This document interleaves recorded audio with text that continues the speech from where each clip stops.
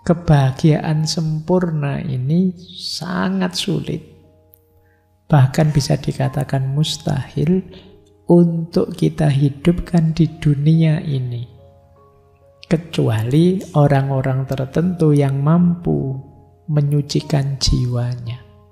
Kenapa? Ya pengetahuan sejati tentang Tuhan perlu kemampuan yang sejati juga. Dan itu bisa diperoleh dari orang yang telah menyucikan jiwanya.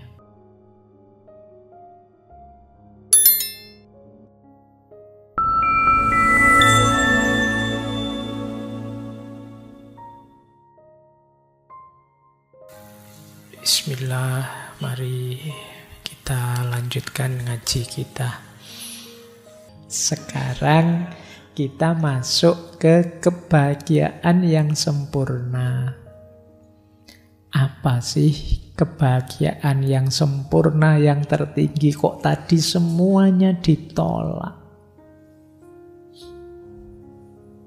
Menurut Thomas Aquinas, kebahagiaan sempurna itu visio beatifica. Ini kalau diterjemahkan letterlek, penglihatan, vision yang penuh kebahagiaan. Jadi istilahnya menarik, beliau pakai vision. Makanya tadi saya setarakan, mungkin ini setara kalau dalam tasawuf, puncaknya makom namanya makrifat. Vision itu penglihatan. Tapi penglihatan di sini bukan penglihatan dengan mata. Jadi beda. Penglihatannya dengan intelek. Intelek itu perangkat intelijensi manusia yang mampu menangkap pengetahuan. Jadi apa sih visio beatifica itu? Pengetahuan intelek. Kalau dalam bahasa Indonesia mungkin semacam pencerahan.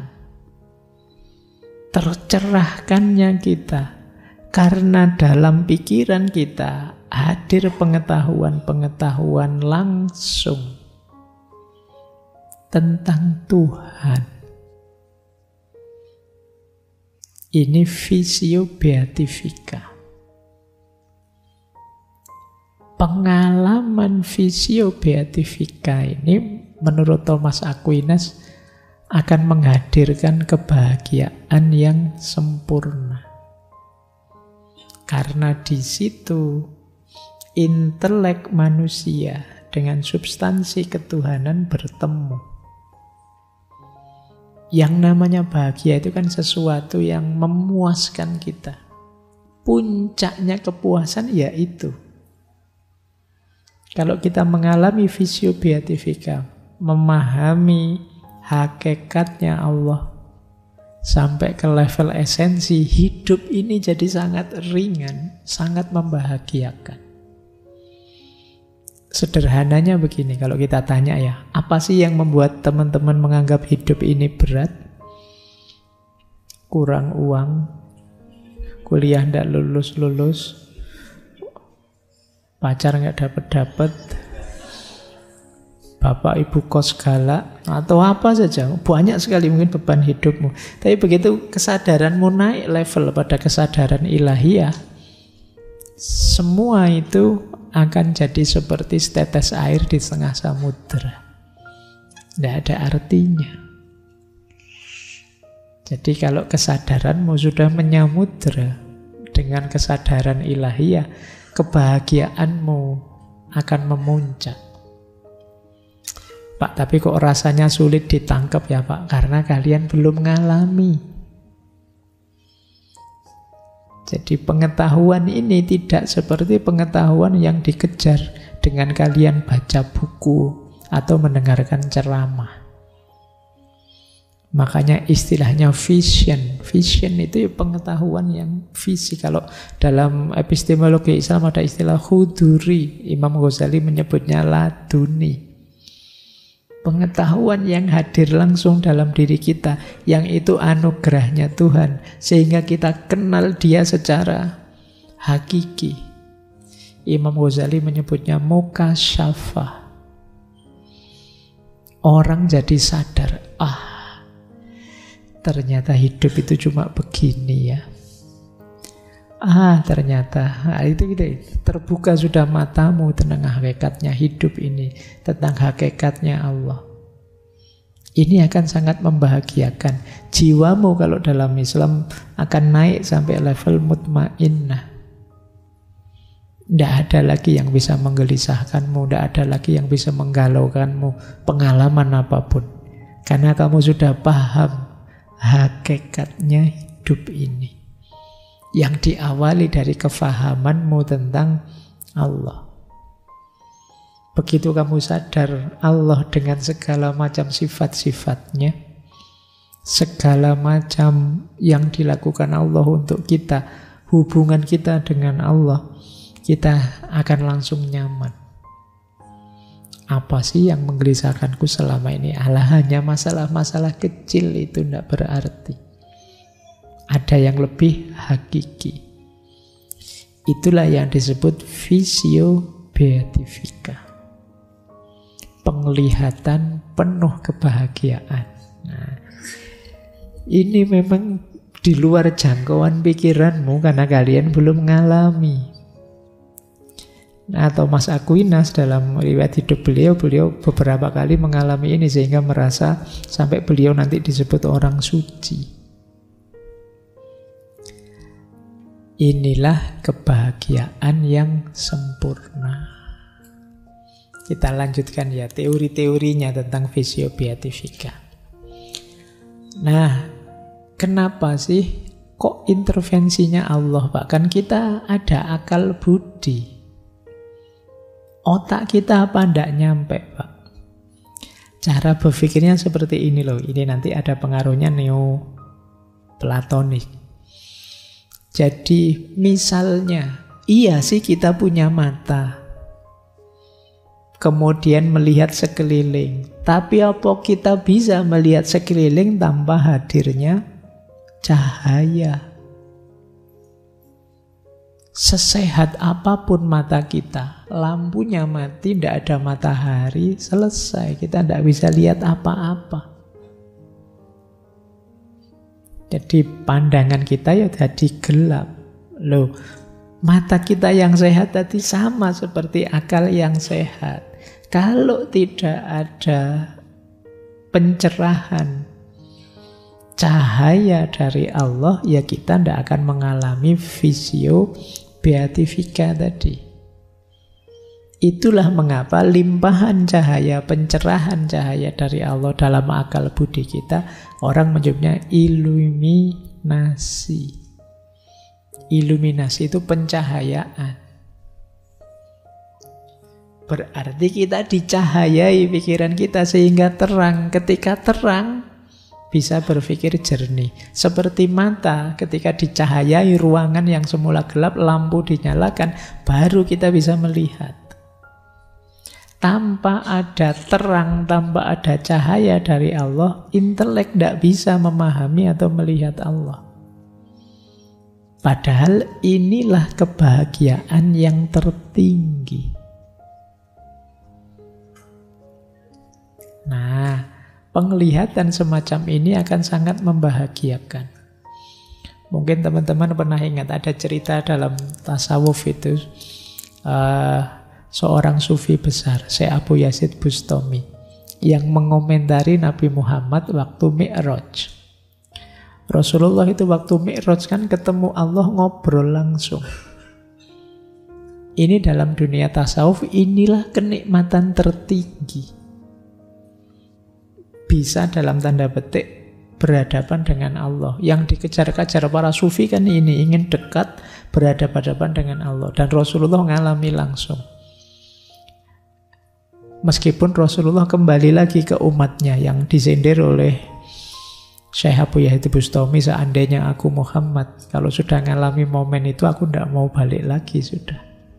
Itu puncaknya kenikmatan. Tapi kan Rasulullah sayang sama kita. Makanya beliau kembali lagi. Senikmat apapun beliau masih peduli kita, tidak tega sama kita. Kalau Rasulullah tidak balik, ya tambah tidak karu-karuan hidup kita. Beliau masih ingin kita semua mencapai kenikmatan yang sama, makanya beliau balik kembali. Sayangnya yang diperjuangkan kayak kalian. Iya. Kelakuannya. Jadi kalau teman-teman nanti melihat beberapa ayat tafsir, ada ayat yang artinya wajah-wajah mereka berseri-seri ketika nanti di surga. Puncaknya nikmat di surga ternyata juga melihat Allah. Nah, para sufi mengalami kenikmatan itu lewat aktivitas pembersihan diri sehingga Allah ridha dan menganugerahkan cahaya. Itulah yang disebut iluminatif. Pencahayaan dari Allah. Dan ini sangat membahagiakan. Itu mengapa dikejar-kejar mati-matian oleh para sufi makom ma'rifat, makom musyahadah ini. Ketika orang mengalami ini, seluruh hidupnya diwarnai kesadaran ilahiyah. Kesadaran hadirnya Allah, kasih sayangnya Allah. Dia sudah tidak ingin lagi apa-apa selain Allah saja. Karena sudah merasakan indahnya Allah. Nah, mungkin dulu pernah saya ceritakan, kalau saya tidak lupa ya. Ada seorang sufi, namanya, kalau tidak salah namanya Hafid.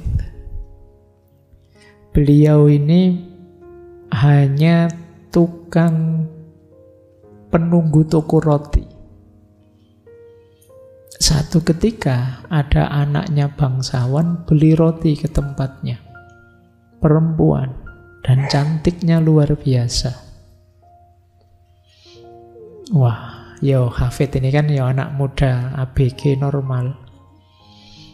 Ketemu pembeli secantik itu, dia langsung jatuh cinta. Terbayang-bayang terus wajahnya. Cuma dia ya tahu diri, siapa aku, siapa dia. Dia anaknya bangsawan pembesar, saya hanya tukang roti. Itu misalnya nekat ya hasilnya benjol-benjol mesti.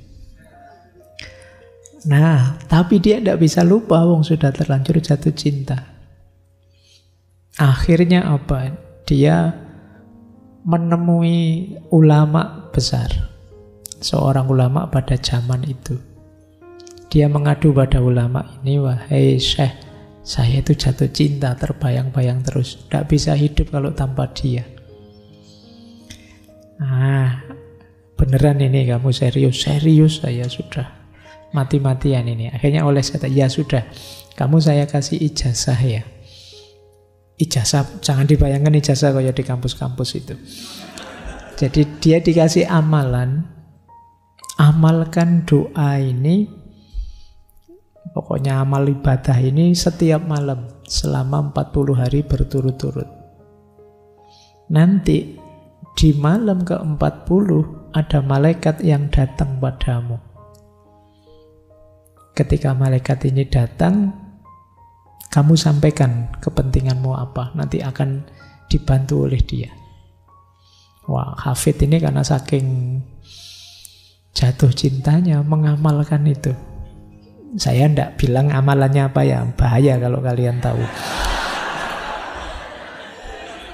Jadi, ya wis tidak percaya sama kalian saya. Jadi 40 hari penuh dia mengamalkan itu, dan benar di malam ke-40 didatangi dia oleh seorang malaikat. Yang malaikatnya itu tanya, wahai Hafid, Allah meridhoi kesungguhanmu melakukan wirid, melakukan ibadah malam hari, apa yang kamu minta? Hafid ini begitu melihat malaikat tadi, betapa indahnya malaikat tadi dalam pandangannya Hafid. Di pikirannya Hafid, kalau utusannya saja seindah ini, apalagi yang mengutus. Wah, saking terpesonanya oleh malaikat tadi, Hafid terus bilang, saya ingin Allah saja. Nah, ya sudah, karena dia mintanya Allah, oleh malaikat dijawab, oke, kalau begitu besok kamu temui seorang ulama namanya Syekh At-Tor. Kamu temui beliau, berguru pada beliau, kamu akan dapat Allah. Ya, dan beneran besok paginya beliau ketemu Syekh At-Tor dan diangkat jadi murid. Pada akhirnya dia jadi sufi besar. Yo, terkenalnya dengan Hafid. Nanti banyak puisi-puisinya, banyak syair-syairnya yang sampai hari ini mungkin sering kalian baca. Nah, indahnya melihat malaikatnya saja sudah mengalami ekstase, merasakan puncak kenikmatan, apalagi ketemu langsung, berhadapan dengan Allahnya, mendapat vision, pencerahan langsung dari Allah. Itu pasti jauh lebih membahagiakan. Itu gambarannya vision beatifica tadi, yang disebut oleh Thomas Aquinas. Sayangnya kita yang belum mengalami belum bisa menggambarkan sejauh apa kebahagiaan puncak itu. Oke ya, yo pelan-pelan siapa tahu nanti Allah ridho bantu kita untuk bisa mengenali dia. Ada cahaya serba sedikit yang dipancarkan pada kita. Saya lanjutkan. Kenapa sih kok vision tadi dipersepsi sebagai puncak? Karena tidak mungkin puncak kebahagiaan itu ada di makhluk. Semua tadi, kekayaan, kemasyhuran, dan lain sebagainya, itu kan hubungannya dengan makhluk. Kalau hubungannya dengan makhluk pasti temporer, sementara. Padahal ini kebahagiaannya harus sempurna. Berarti kebahagiaan yang sempurna itu ya adanya berhubungan dengan Kholiknya, penciptanya. Yang namanya kebahagiaan sempurna pasti dia harus universal, baik terus, bahagia terus, nikmat terus. Dan ini tidak mungkin kita temukan di luar Tuhan, di luar Allah. Itulah mengapa kebahagiaan puncak pasti berhubungan dengan Allah. Jadi mengalami vision beatifica itu mengalami bahagia level Allah. Inilah yang dimaksud oleh Thomas Aquinas. Puncaknya kebahagiaan itu Allah. Baik, sayangnya kebahagiaan sempurna ini sangat sulit, bahkan bisa dikatakan mustahil untuk kita hidupkan di dunia ini. Kecuali orang-orang tertentu yang mampu menyucikan jiwanya. Nah, makanya nanti jadi geser ke mistik, geser ke tasawuf. Kenapa? Ya pengetahuan sejati tentang Tuhan perlu kemampuan yang sejati juga. Dan itu bisa diperoleh dari orang yang telah menyucikan jiwanya. Jiwa ini kan nanti wadah hadirnya pengetahuan. Kalau jiwa masih kotor, pengetahuan yang murni sejati tidak akan bisa masuk. Akan terhijab, terhalangi oleh kekotoran tadi. Jadi jalannya tetap melalui penyucian jiwa.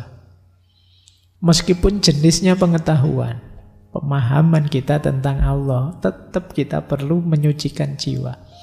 Jalur-jalur sufistik, jalur-jalur tazkiyatun nafas kalau dalam Islam itu ya setara dengan ini, melalui menyucikan jiwa, penjernihan hati. Kuncinya ada di sini. Nah, jalur yang lain apa? Tidak bisa, bahkan sama-sama pengetahuan tentang Tuhan tidak bisa. Kalau menurut Thomas Aquinas ada 3 sih jalur yang lain yang mungkin ditempuh. Yang pertama apa? Jalur pengetahuan biasa dari pengalaman sehari-hari. Kan kita bisa Pak merasakan hadirnya Allah sehari-hari dalam hidup kita. Di sekeliling kita kan Allah hadir, iya sih. Tapi kalau kita berangkat dari situ, khawatirnya masih tidak terlalu jelas. Mungkin tercampur-campur. Allah kita setarakan dengan alam, dengan makhluk-makhluk rohani, bahkan dengan manusia. Jadi kalau melewat pengetahuan umum yang kita peroleh dari pengalaman sehari-hari, bukan melalui perjalanan spiritual ya, khawatirnya masih kabur, masih rancu. Ada mungkin melalui pembuktian-pembuktian Pak, demonstration. Dulu kita pernah mengkaji pembukti adanya Tuhan. Kalau tidak salah ada 7 cara membuktikan Tuhan. Ada argumen sebab pertama, ada argumen ontologis, ada argumen teleologis, macam-macam itu. Tapi kan waktu kajian itu kita tegaskan semua bukti lemah. Kalau tidak percaya boleh diulang. Bukti-bukti rasional adanya Tuhan. Semua bukti ada kelemahannya. Ya tak kasih contoh ya, apa wis? Yang paling populer, kalian kan sering pakai sebab pertama. Segala sesuatu ada sebabnya. Maka barang A ada sebabnya B, B sebabnya C, terus sebab. Tapi ini kan harus ada titik awal sebabnya. Harus ada sebab yang tidak disebabkan oleh apa-apa, yang tidak ada sebabnya. Nah, terus yang tidak ada sebabnya ini kita sebut Tuhan. Loh, itu secara logis kan juga tidak mulus juga. Misalnya, bayangkan tadi di awal kita bilang segala sesuatu ada sebabnya. Tapi di belakang kita bilang harus ada sesuatu yang tidak ada sebabnya. Ini kan kontradiksi, tabrakan. Yang kedua, siapa berani menjamin sebab yang pertama ini hanya satu? Apa tidak bisa sebab yang pertama itu 2, 3, 4 misalnya? Kan secara logis mungkin saja kan. Oh, kalau misalnya kayak di Zoroaster itu, kalau yang baik-baik nanti sebabnya ini Ahura Mazda, kalau yang jelek sebabnya Tuhan versi jahat, Ahriman dan lain sebagainya kan. Kenapa kok tidak begitu? Kenapa kok kita pastikan satu? Kan mungkin saja 2. Di dunia ini ada baik, ada buruk. Nanti yang sebab pertamanya baik dengan sebab pertamanya buruk bisa berbeda. Ini secara logis, pembuktian itu akan selalu ada lemahnya. Apapun itu jenis pembuktian. Apalagi yang namanya pembuktian itu kan yang mengupayakan manusia. Karena yang mengupayakan manusia yang tidak sempurna, tentu saja selalu ada celah-celah tidak sempurnanya di situ. Jadi yang kedua, berarti apa? Pengetahuan tentang Allah itu tidak bisa sih hanya lewat demonstrasi-demonstrasi rasional, pembuktian-pembuktian sepotong-sepotong. Lewat pengetahuan umum tidak, lewat pembuktian-pembuktian juga tidak. Gimana kalau melalui iman, Pak? Pokoknya kita diberi informasi, percaya saja. Kata Thomas Aquinas, iya sih iman itu jadi dasarnya. Tapi iman saja tidak bisa mendatangkan kebahagiaan puncak. Kenapa? Karena iman saja sifatnya pasif bagi intelektual. Iman itu kan kita percaya saja. Saat kita percaya kan pikiran, akal, budi berhenti. Ketika akal budi berhenti ya sulit. Padahal tadi sumbernya bahagia itu kan yang kita raih keaktifan akal budi kita. Yang kedua, yang kita sebut iman, yang kita percaya, itu kan bukan karena kita mengalami, tapi karena kita diajari oleh orang lain. Keimanan kita itu kan hasil diajari orang semua kan. Kita diajari ustadz kita, guru kita, dari buku ini, buku itu yang terus kita percaya. Oh, saya Quran langsung kok Pak. Bisa bahasa Arab? Nggak bisa Pak. Ya berdoa. Ya mesti oleh orang yang kamu anggap ngerti Al-Quran. Kan paling begitu. Sumbermu otoritas yang kamu percaya.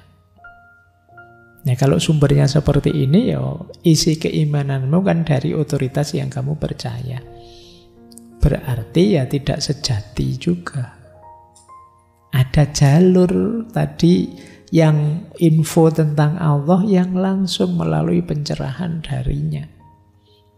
Inilah yang jadi puncaknya kebahagiaan. Jadi bukan dari pengetahuan ini bukan berarti pengetahuan ini salah. Tapi dia tidak bisa membawa pada pencerahan iluminatif tadi, visio beatific tadi, tentang ketuhanan yang di situ kita merasakan puncaknya kebahagiaan. Baik, kita lanjutkan. Nah, lah terus apa gunanya Pak akal budi? Kok tadi sifatnya iluminatif? Apa gunanya intelek dalam kebahagiaan? Intelek itu, intelijensi itu nanti adalah wadah dan penggeraknya kebahagiaan. Logikanya begini. Manusia disebut manusia karena dia menginginkan atau menghendaki sesuatu. Aktivitas menginginkan atau menghendaki itu kan aktivitas intelek, aktivitas akal budi kita. Berarti yang menggerakkan manusia itu intelek. Termasuk yang menginginkan kebahagiaan. Berarti apa? Selain wadah kebahagiaan, dia juga yang mengarahkan manusia pada kebahagiaan. Karena akal budi kita masih sehat, terus kita menginginkan kebahagiaan. Kalau sedang stres, depresi, mungkin kita tidak mikir ke sana, tapi ketika sehat kita mengarah ke situ. Di situ gunanya pikiran. Jadi kalau tidak mencita-citakan ke sana, ya tidak mungkin nanti menuju ke sana. Kalau tidak menuju ke sana, bagaimana kita dapat pencerahan tadi? Inilah peran pertama yang dijalankan oleh akal. Yang kedua, dari intelek yang kita miliki ada dua kegiatan. Yang pertama spekulatif kontemplatif, yang kedua praktis. Spekulatif kontemplatif itu isinya refleksi-refleksi dalam tentang hidup ini, hakikatnya, rahasianya, dan lain sebagainya. Tapi kalau intelektual yang praktis, itu yang mikir yang praktis-praktis. Ini kalau sumuk gini apa yang dilakukan ya, ini karena itu praktis-praktis. Tapi yang kontemplatif, spekulatif, itu kita belajar merenungi hidup ini, menemukan rahasia-rahasia, hakikat-hakikatnya. Dan inilah yang disebut kegiatan berpikir paling tinggi, kontemplasi. Inilah nanti yang menyambungkan kita dengan Allah. Tanpa aktivitas ini, hidup kita tidak tersambung dengan Allah. Kalau tidak tersambung dengan Allah, bagaimana bisa terjadi iluminasi tadi, pencerahan-pencerahan. Meskipun jalurnya jalur anugerah Allah, ya tetap kita perlu intelek. Karena sarananya tadi itu. Tadi kan dicahayai intelek kita. Ketika dicahayai dia bisa melihat. Jadi persepsinya awas keliru. Ada yang bilang kalau sudah tasawuf tidak butuh akal. Loh, akal itu yang untuk memahami. Kalau tidak ada pemahaman bagaimana kita bisa jalan. Kayak tadi loh, ini kalau tidak ada cahaya, mata kita meskipun melek lebar-lebar tidak bisa lihat apa-apa. Tapi ada banyak cahaya sekalipun kalau mata kita merem, ya tetap gelap. Maka intelek tetap harus terbuka. Itulah gunanya anugerah Allah namanya intelektual, akal budi kita.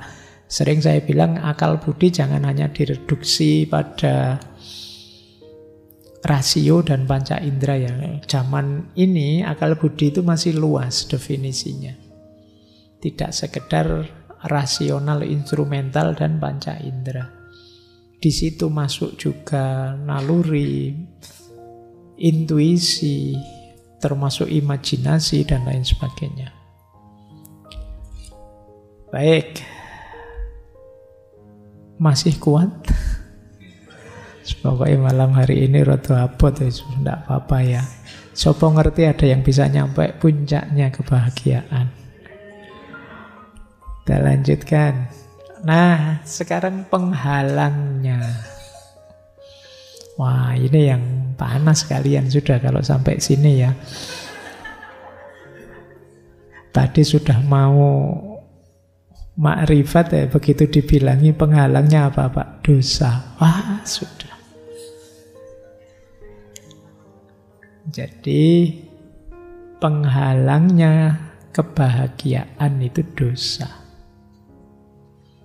Ini kalau dijelaskan secara abstrak saja sebenarnya ya wajar saja sih.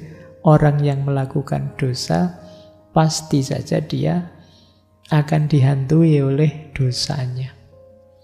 Tidak tenang hidupnya karena kesalahan yang dia lakukan.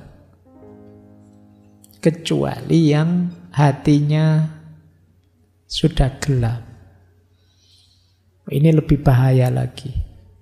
Kalau ada di antara kalian yang melakukan dosa tapi kok tenang saja, tidak gelisah sama sekali, kalian harus mulai introspeksi dalam-dalam. Apa saya masih manusia? Iya, karena di antara cirinya manusia itu ada istilah sense of guilty. Rasa bersalah, rasa berdosa ketika melakukan salah, melakukan dosa. Kok kalian bohong pada orang lain dan tenang saja, tidak apa-apa, tidak ketahuan saja. Dan kamu nyaman saja hidupmu, ya kemungkinan sense of guilty tadi mati. Itu lambang dari matinya hati nuranimu. Dan hati nuranimu itu simbol utama kemanusiaanmu. Jadi dosa bisa mengukur sejauh mana kita masih manusia atau bukan. Ketika kita melakukan banyak dosa dan tenang saja, nyaman saja, asik saja, jangan-jangan sisi kemanusiaan kita sudah mulai terkikis. Di situ kita mulai turun derajat dari ahsanut taqwim menjadi asfala safilin. Kita disebut oleh Al-Quran serendah-rendahnya kerendahan. Mungkin lebih rendah dari binatang. Kenapa lebih rendah dari binatang? Binatang melakukan kekejian, kekejaman karena dia memang tidak punya akal budi. Sementara kita ada kendali akal budi tapi tidak jalan. Berarti kan kita lebih jelek dari binatang atau hewan. Nah, itu yang disebut asfala safilin tadi. Makanya ayo latihan. Meskipun kita manusia tidak bersih dari dosa, tapi semoga kita tetap punya rasa salah, rasa dosa kalau memang melakukan dosa. Jangan sampai mati sense of guilty kita. Kalau mati bahaya. Nah, Sekarang hubungannya dengan kebahagiaan. Kebahagiaan itu terjadi, kebahagiaan bisa terjadi kalau kita tidak terhalangi oleh dosa. Dosa itu apa sih yang menghalangi kebahagiaan? Ada 3 aspek kemampuan jiwa yang bisa jadi sumbernya dosa. Sumbernya ya, kalau dosanya ya kita tahu, tapi akarnya di mana? Akarnya di 3. Akal budi, keinginan, dan kehendak. Nah, tadi sudah saya jelaskan ya, bedanya keinginan dengan kehendak. Kalau keinginan itu cita-cita kita untuk meraih yang di luar diri. Jadi karena terdorong oleh luar diri maka kita menginginkannya. Kalau kehendak itu muncul dari dalam diri. Apa dosa yang berhubungan? Yang pertama tadi akal budi. Yang berhubungan dengan akal budi apa? Lupa, akal budi itu kan positif, Pak. Seperti apa dosanya orang yang menggunakan akal budi?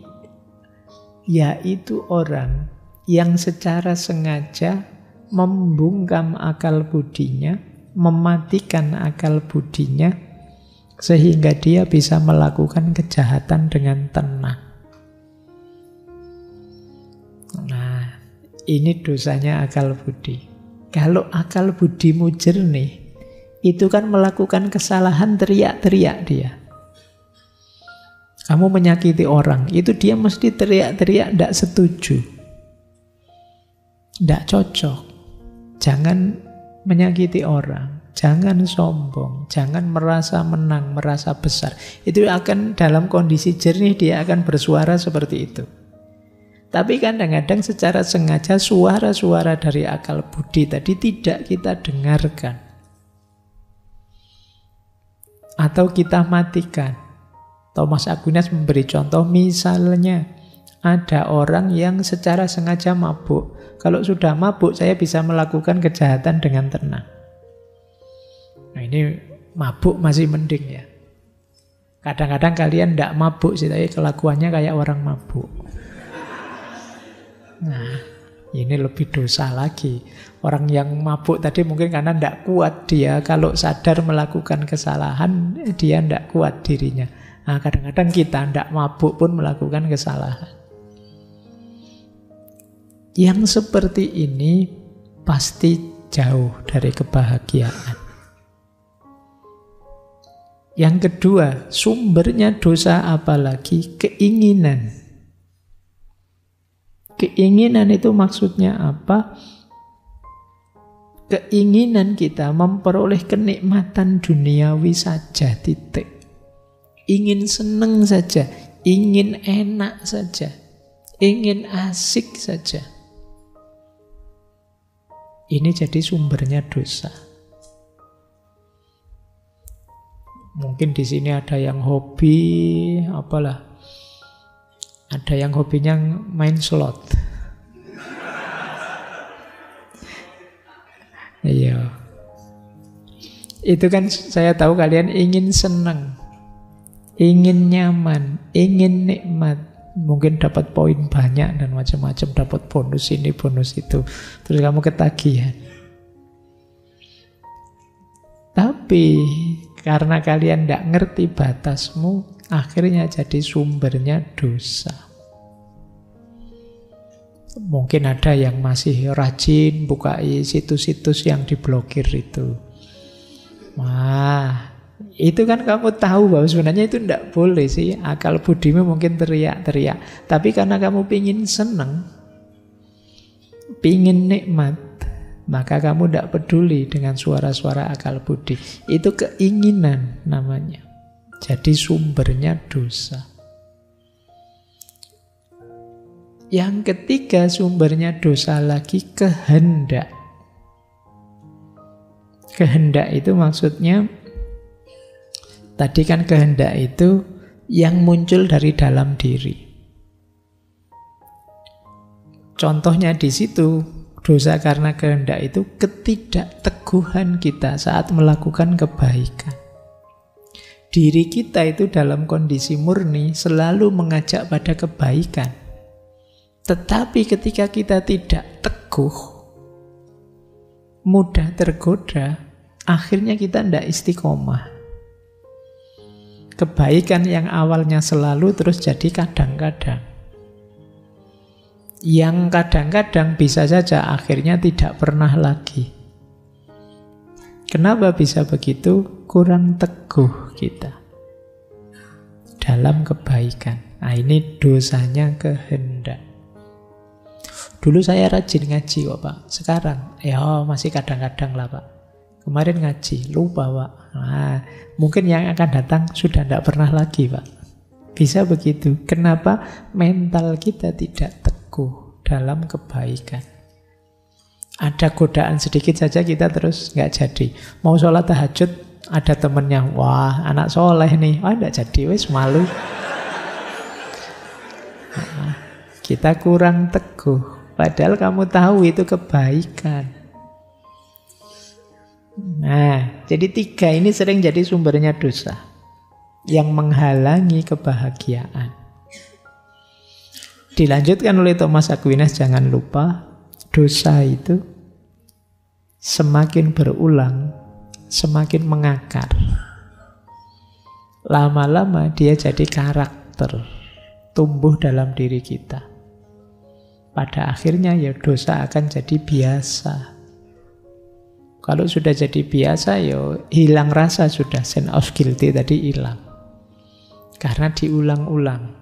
Bohong sekali, kamu grogi. Bohong 2 kali, groginya tinggal setengah. 3 kali bohong sudah nyaman, sudah santai.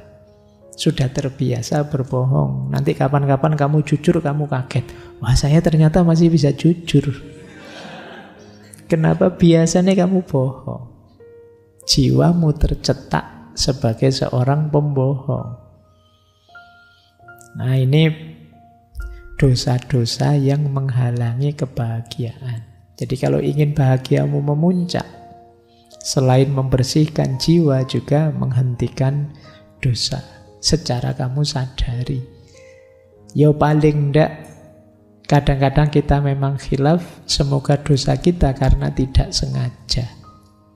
Bukan yang secara sengaja dilakukan. Karena lama-lama kalau secara sengaja itu akan mengakar jadi karakter. Baik, saya kira itu untuk malam hari ini. Jadi dari Thomas Aquinas, mungkin teman-teman perlu mengulang lagi, dipahami satu-satu. Di situ ada pandangan-pandangan tentang mana yang bukan kebahagiaan sejati, mana yang kebahagiaan sejati, mana yang tidak sempurna, mana yang sempurna. Syarat-syaratnya apa, penghalangnya apa. Itu saja bisa teman-teman tangkap, sudah alhamdulillah. Paling tidak untuk yang tidak kebahagiaan sempurna, bukan berarti kita dilarang, tapi jangan tertipu.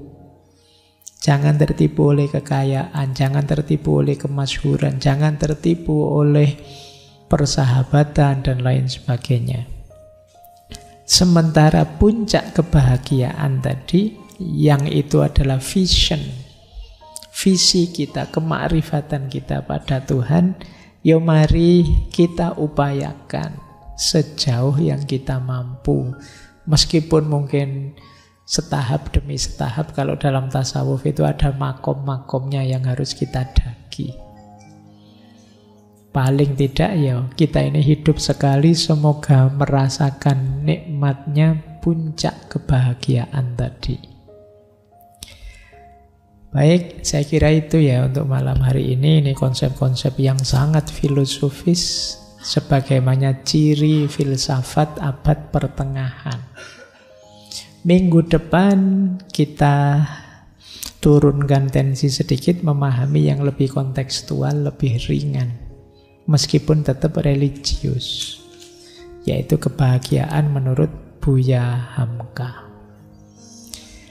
Oke, saya akhiri sekian untuk malam hari ini. Kurang lebihnya mohon maaf. Wallahul muwaffiq, wallahu a'lamu bissawab. Wassalamualaikum warahmatullahi wabarakatuh.